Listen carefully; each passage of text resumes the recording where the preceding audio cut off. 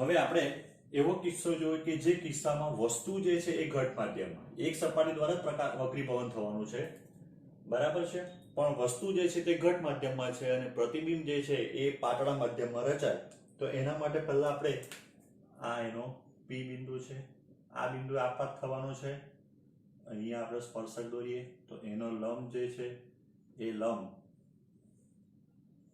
C માંથી પસાર થાય, આ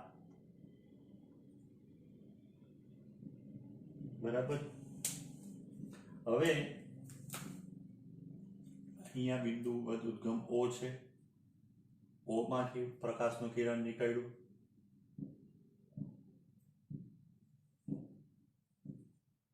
બરાબર. એટલે અહીંયા જે ખૂણો બન્યો તે આપાત કોણ થવાનો, આઈ. પ્રકાશનું કિરણ હવે ઘટમાંથી પાતળામાં જવાનું એટલે લંબથી દૂર જાય.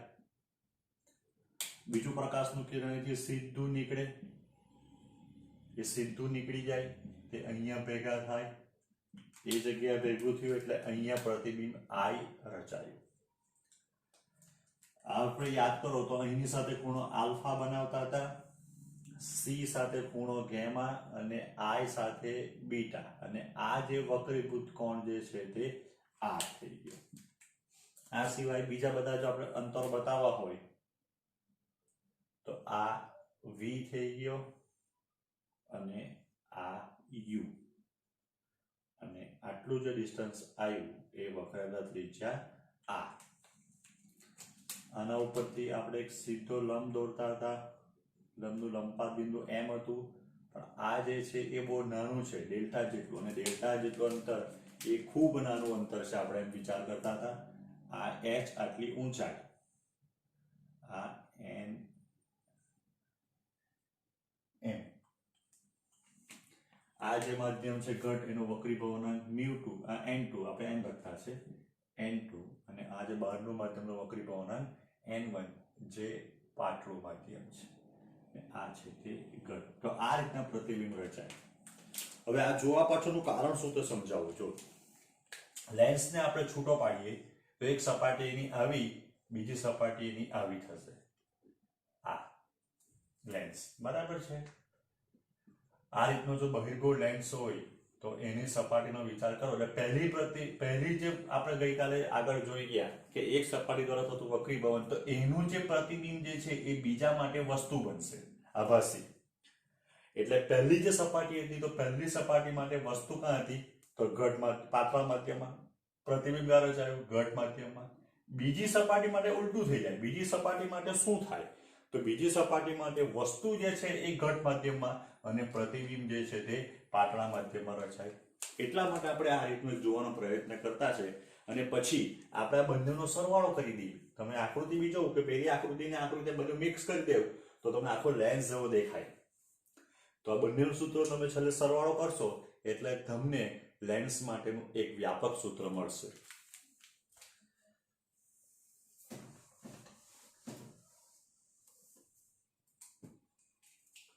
જો હવે અહીંયા ત્રિકોણ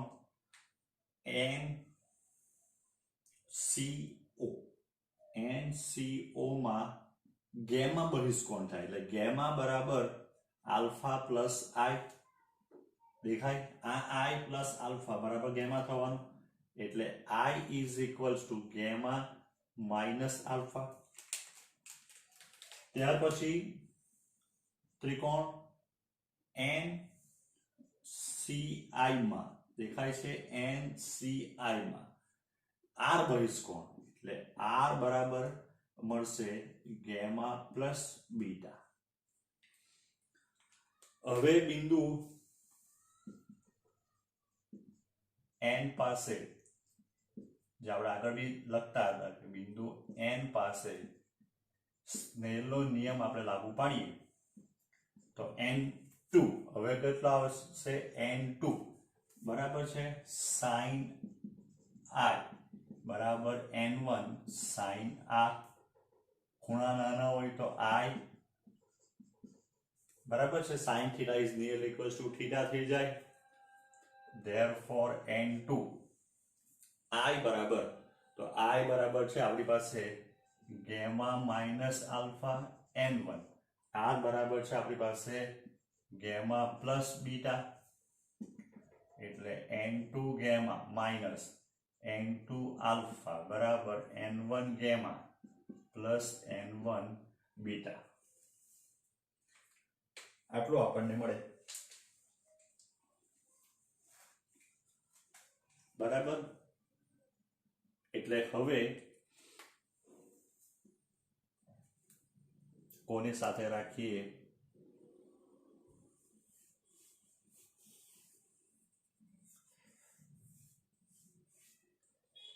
minus n1 beta minus n2 alpha બરાબર n1 minus gamma n2 minus gamma બરાબર છે ચાલો એટલે અહીંયાથી ગેમા કોમન કાઢીને એક સ્ટેપ આપણે બચાવી દઈએ તો n1 માઇનસ n2 ગેમા થઈ જાય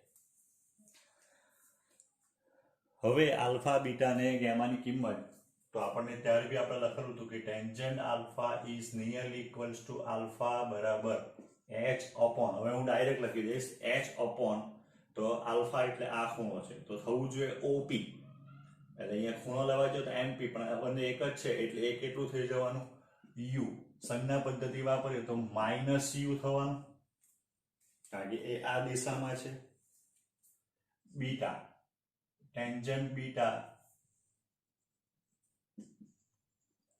is nearly equals to beta બરાબર h બરાબર છે અપોન થવાનું કયું im im બરાબર તો IPB થાય ને એ બરાબર કોણ થવાનું v આ બાજુ છે એટલે પ્લસ જ થવાનું એ tangent gamma is nearly equals to gamma બરાબર h અપોન ગેમા આ છે એટલે આટલું distance is equals to minus r થઈ જાય તો હવે બધી વેલ્યુ મૂકવા જઈએ આપણે તો બરાબર ધ્યાનથી જો તો અહીંયા n1 બીટા બરાબર શું છે h અપોન v તો n1 કેવો છે માઇનસ n2 તો n2 બરાબર હવે કોણ છે આલ્ફા તો આલ્ફા બરાબર કોણ છે h upon minus u is equals to n1 minus n2 gamma બરાબર આ ગેમા છે તો ગેમા બરાબર તો કોણ છે અહીંયા h અપોન માઇનસ r એટલે તમે જોઉં કે થોડુંક સમીકરણ જે છે એ સમીકરણ થોડું બદલાઈ ગયું છે બરાબર એટલે બધામાંથી જો માઇનસ આપણે બહાર લઈ લઈએ જો આ માઇનસ ને આ માઇનસ તો n1 upon v minus n2 upon u બરાબર n1 minus n2 upon r આ સૂત્ર આપણને મળે જે પેલું જે સૂત્ર આવતું હતું એ સૂત્ર કરતા સેજ જુદું દેખાય છે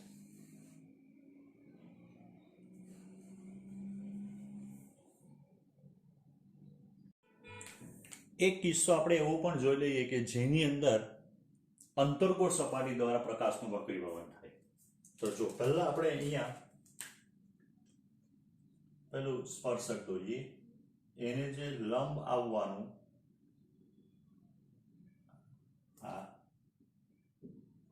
એ આ બિંદુ થવાનું C બરાબર છે હવે અહીંયા વસ્તુ છે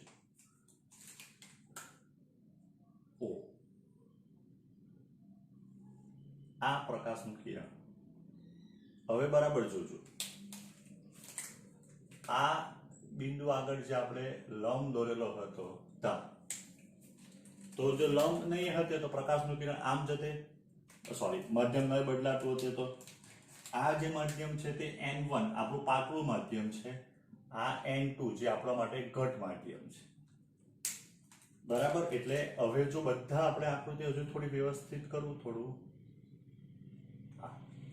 તો પ્રકાશનું કિરણ જે છે એ લંબ તરફ વાંકવું પડશે એટલે આમ જતું હતું સીધું એની જગ્યા ઉપર સહેજ આમ વાંકવું પડે અને એને તમે પાછળ લંબાવો તો અહીંયા બીજું પ્રકાશનું કિરણ સીધું અહીંયા જાય ફરી એને પાછળ લંબાવો એટલે આ જગ્યા ઉપર પ્રતિબિંબ રચાય હવે બરાબર સમજો, ખૂણા થોડા આકૃતિમાં જોવાની તકલીફ પડશે.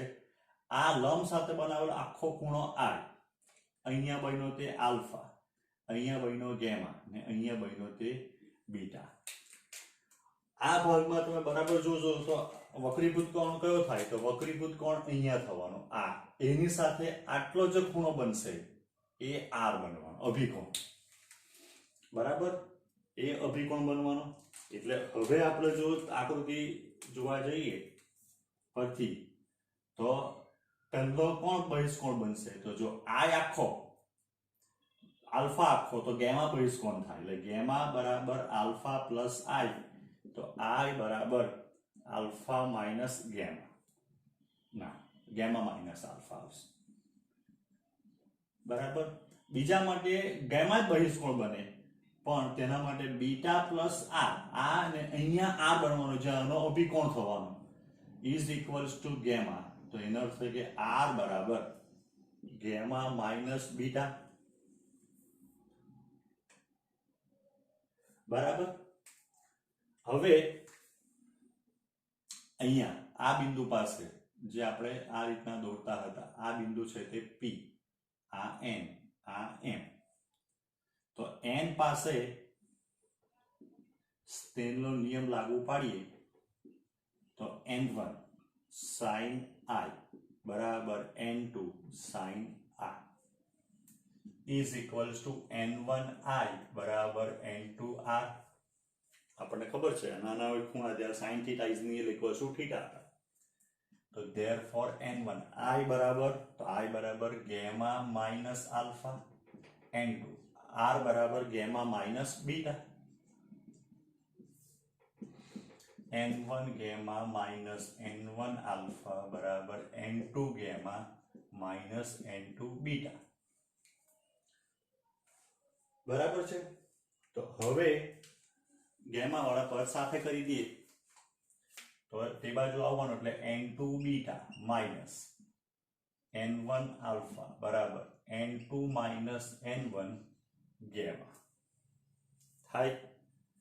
ચાલો, હવે tangent alpha is nearly equals to alpha, તો આલ્ફા બરાબર સામેની બાજુ થવાની h, પાસેની બાજુ તો અહીંયાથી આ અંતર એટલે એ થવાનું માઇનસ u, આ અંતર થવાનું માઇનસ v, ને આ અંતર c સુધીનું થવાનું માઇનસ r, એટલે આ થઈ ગયું માઇનસ u. બીટા બરાબર, અથવા પહેલા tangent beta, tangent beta is equals to beta બરાબર h અપોન, તો બીટા એટલે ક્યાં સુધીનું? એટલે minus v. Tangent gamma is equals to gamma બરાબર h અપોન s r, એટલે માઇનસ r, એટલે n2 બીટા બરાબર છે h upon minus v minus n1 alpha બરાબર h અપોન માઇનસ u બરાબર n2 માઇનસ n1 ગેમા બરાબર h upon minus r.